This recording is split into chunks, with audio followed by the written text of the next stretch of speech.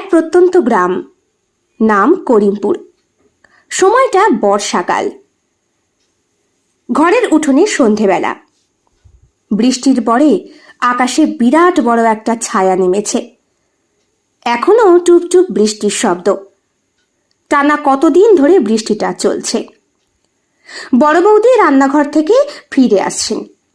তার শাড়ি এবং চুল বেশ ভেজা, জলের ফোঁটা টুপটুপ করে পড়ে। রঞ্জন, সদ্য শহর থেকে ফেরা তার দেওর, চুপচাপ বসে আঙিনায় বড় বৌদির দিকে তাকিয়ে। বৌদি, তোমার রান্নার গন্ধ এখনো একেবারেই এক। কুমড়োর ছক্কা আর সর্ষে ইলিশ, যেন শৈশব ফিরে এলো আমার, সেই মায়ের হাতের স্বাদ। তুই একদম পাল্টাসনি রে। এতগুলো বছর পর ফিরে এসে একই কথা বলছিস, অথচ আয়নার সামনে গিয়ে দেখ কত বদলে গেছিস।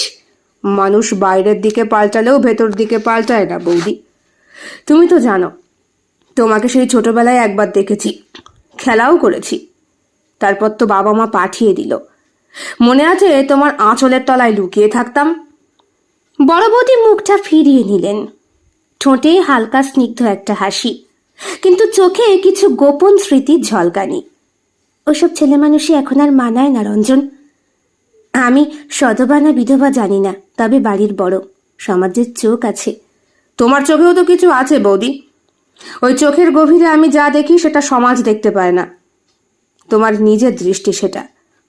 একটা নীরবতা নামে। বাইরে মাটির গন্ধে ভেজা বাতাস বইছে। দূরে পাতার টুপটুপ শব্দ জল পড়ার। বড় বৌদি খোলা চুলে রঞ্জনের দিকে তাকায়। তুই শহরে থাকিস, আধুনিকতা দেখেছিস, কিন্তু এই গ্রামে আমার শরীর মানে পাপ, আমার নিঃশ্বাস মানে ঘৃণা। তুই জানিস না, আমার চোখে কেউ প্রেম খোঁজে না রে, লালসা খোঁজে। কিন্তু আমি জানি বৌদি, লালসা আমি তো দেখতে পাচ্ছি না। আমি তোমার চুলের গন্ধে ছোটবেলার আশ্রয় খোঁজার চেষ্টা করছি। তোমার শরীরে এক ধরনের মাতৃত্ব আছে, আবার আকর্ষণও। বড় বৌদি কেঁপে উঠলেন, বললেন, চুপ কর রঞ্জন, জানিস না তুই কি বলছিস? জানি, সব জানি। এটাও জানি যে তুমি আর নিজেকে লুকিয়ে রাখতে পারবে না।